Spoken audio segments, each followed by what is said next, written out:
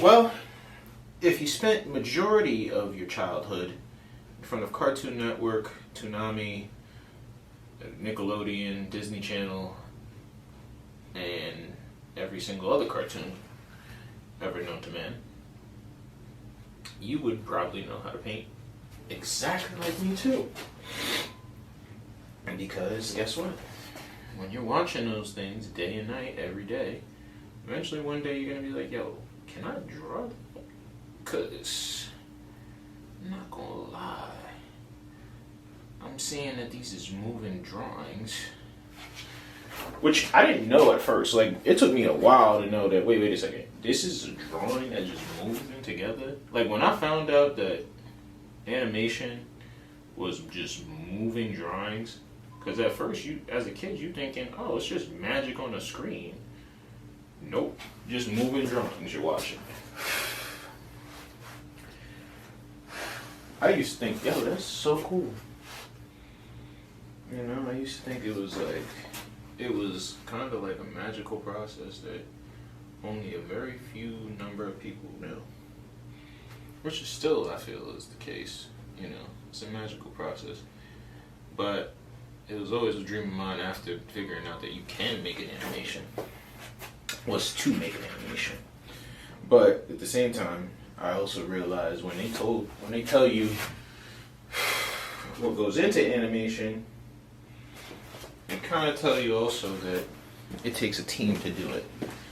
And when you figure out that it takes a team to do the thing that you wanted to do all your life or whatever, you're like, oh shoot, I really can't do that at the moment because I need a whole team.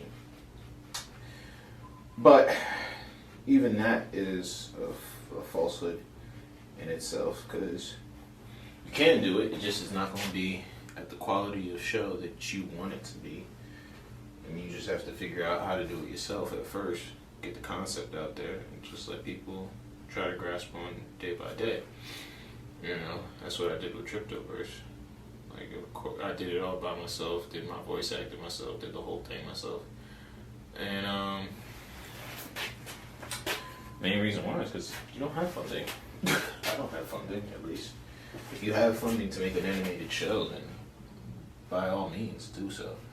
But if you by yourself, you better get to cutting paper and learning how to draw. You know.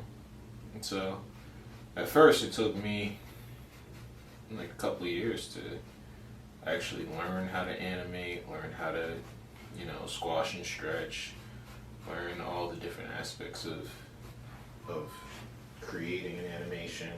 What's the animation pipeline? How long does it take to create an animated video? And I was just like, bro, I love animation dearly. Like, if you ask me, I would love to work for a studio, for them to just hire me up and say, yo, we watched your videos, we want to green light your show. If they were to say, hey, yo, let's green light this show that this young dude just made, I would make it 100%. I'd have so many caveats. I'd be like, yeah, I'd love to make my show. Yes, definitely, I'll take your money, but I'll be like, can it be all traditionally animated?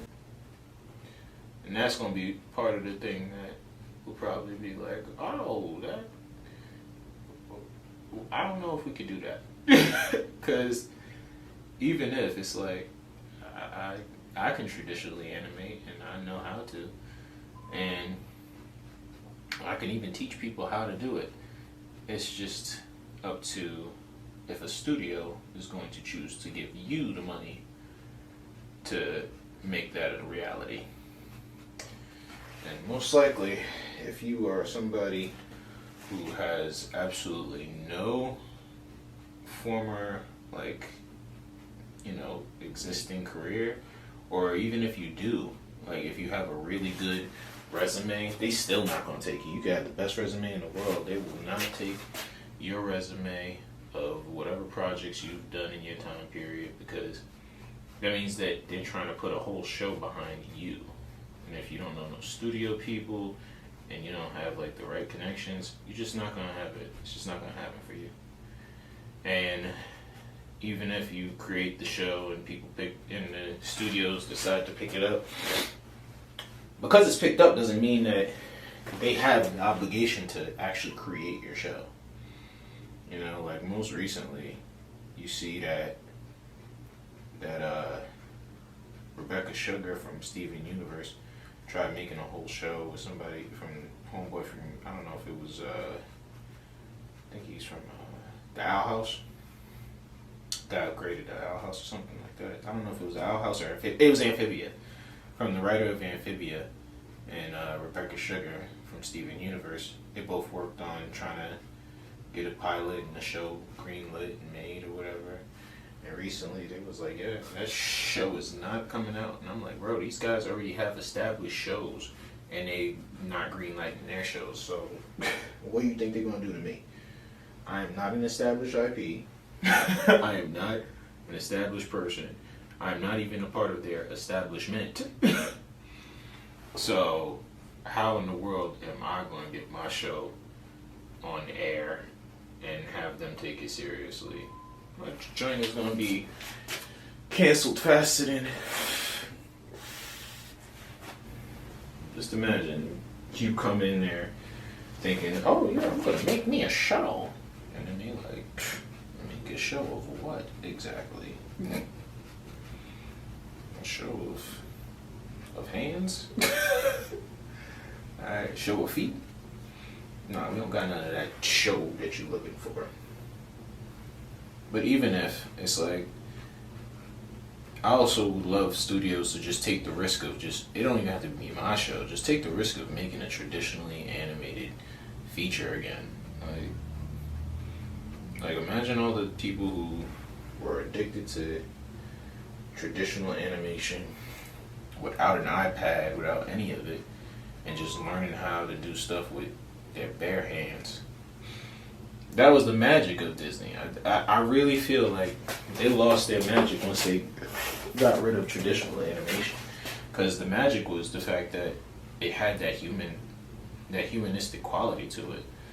Now everything looked like the AI Pixar joint that y'all see on the AI things, and now you're making your characters like that, you're not really stylizing like that, and you're really just following what 3D models is made and everything. And don't get me wrong, I don't hate 3D animation, I use it myself too, but like at the same time, it doesn't mean that another art form should die because one art form is more popular. You know what I mean? So you guys should have his face. Look at that. Face is looking good. Bong. Please like, comment, and subscribe. As well as I want to let you guys know that every week that we finish our advanced portion, our beginner portion, and our intermediate portion, we will be showing off last week's painting and seeing how the finished product with background looks. So for the advanced portion, we had Jabber from last week, and so the Jabber that we have today is the finished version. So if you guys want to purchase the pieces, they're available on my website, link in the description, and here you go. Voila. This was a really fun piece to make. I added some of the trash giants that are part of the show, as well as made my own little sky background and sand, and very impressionistic in way of painting or whatever. My favorite thing to do is always the backgrounds, because I'm like, how can I take the character and put them in an environment that would be really cool to see? So that's Jabber for you guys. I hope you guys enjoyed the video, and I'll catch you guys in the next one. Thank you. Peace.